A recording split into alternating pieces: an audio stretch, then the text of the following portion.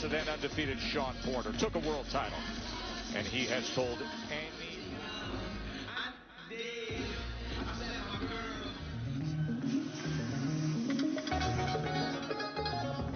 He's going 1984. Shaka Khan.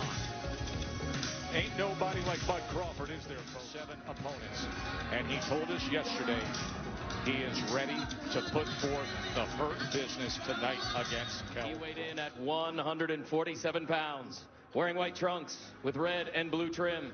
He brings a record of 39 wins, only 2 defeats, 27 of those victories coming by way of knockout.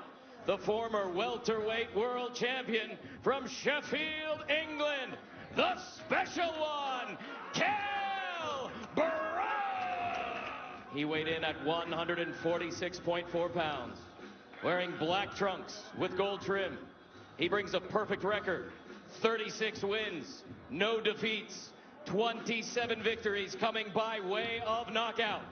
The former lightweight world champion, the former undisputed junior welterweight world champion, the reigning, defending WBO welterweight world champion, the pound-for-pound king from Omaha, Nebraska, Terence "Bud" Crawford!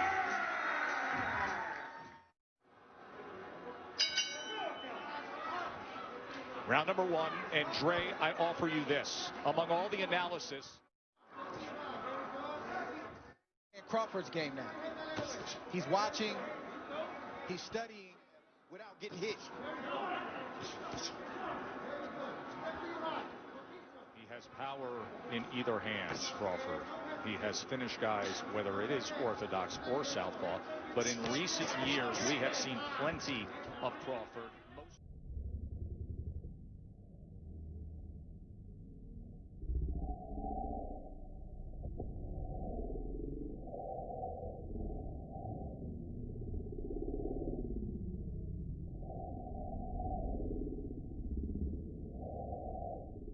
Here he comes out as a righty. And there is that jab. Head, but as you just saw, also to the body. There he throws the right hand behind it. Brook has a brilliant 1-2. It's automatic. It's his favorite combination, but his jab right now is landing. It's about breaking the timing and the rhythm of Terence Crawford. And you have to do that with your jab. Set it up. The power hand, which is the right hand for Brook.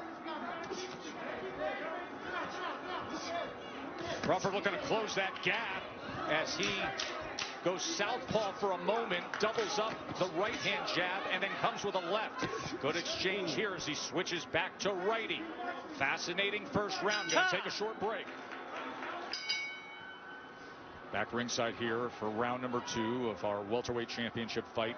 Tim Bradley, in that first round, Kell Brook threw 17 jabs, effectively landed 6 of them. Look, timing is what Kell Brook is special at. You know, he has a 69-inch reach. You have to understand that. He has the shorter arms in this matchup, but he knows. The muscles popping in the upper body of Kell Brook, and the base he has as well, that foundation with the legs. And see, what I noticed is that Kell Brook is taking the pain to counter Crawford. He's trying to get Crawford to commit so he can make him pay. Jab is giving Crawford a lot. Have to do it right now because plan A, Brook has the advantage. Spence fight happened in May of 2017. That was the last time Brook fought at this 147-pound limit. He was fighting brilliantly, and then Spence got to him with the power and scored an 11th round TKO with a broken left orbital bone suffered.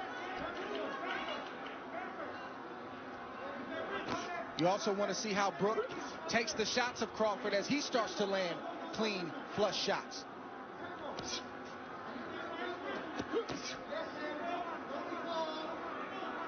Right now it's a battle of patience. Neither fighter can afford to make a mistake, and as you see, Brook stepped in just a tad bit, and Terence had combinations waiting on him.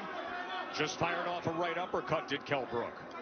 Brook has every punch in his arsenal. He has a strong... Crawford switches for one of two reasons. Either he sees something or what he was doing in the right-handed stance wasn't working, and he wants to see if he can get something going from the left-handed stance. Stop. No. And a 2 in Vegas. You here in Vegas, round number 3 of the championship fight. According to CompuBox, Bud Crawford opponents, Terence Crawford. So don't think that Kell Brook is worried about Terence Crawford going southpaw. He's not worried about that at all because he's used to that. He comes from the Ingles gym. He's used to veteran British trainer Dominic Ingle, who has trained Kell Brook since the start of his career. But Ingle opted out of this world title fight due to COVID concerns because Kell Brook trains in the Canary Islands for training camp. Ingle did not want to travel and then have to quarantine nor come to the United States. So instead, Carlos Formento is the trainer in the corner of Kell Brook. First time they've ever worked together. I'll tell you one thing that the southpaw stance has done. It's taken the jab away from Kell Brook.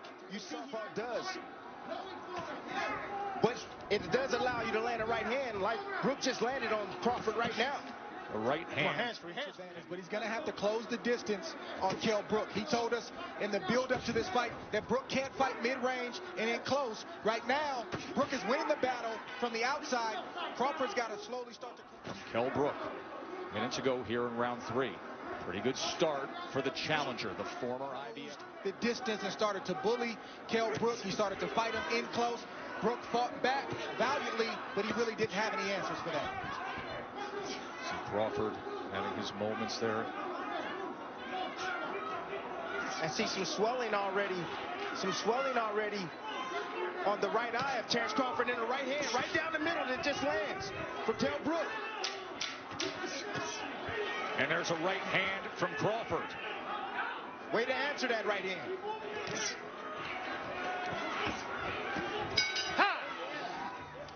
Saying he expects his good friend Terence Bud Crawford to pick up the pace here.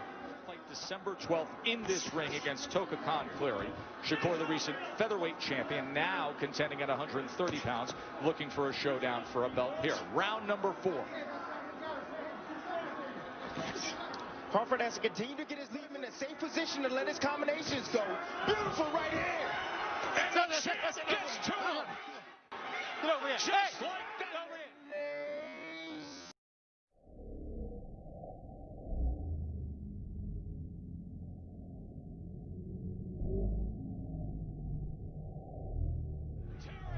Crawford hits the gas. 7. 8. Come to me. You all right? Yeah. Give you a chance. One of the best closers in the game. 27 knockouts in his career. Do we have 28 right here? This fight is Thundering in. Look at Crawford. That's it. Vicious attack to close it. Calls a halt to this bout at 1 minute, 14 seconds of round number 4. Declaring your winner by technical knockout. And still, WBO welterweight champion of the world, Terence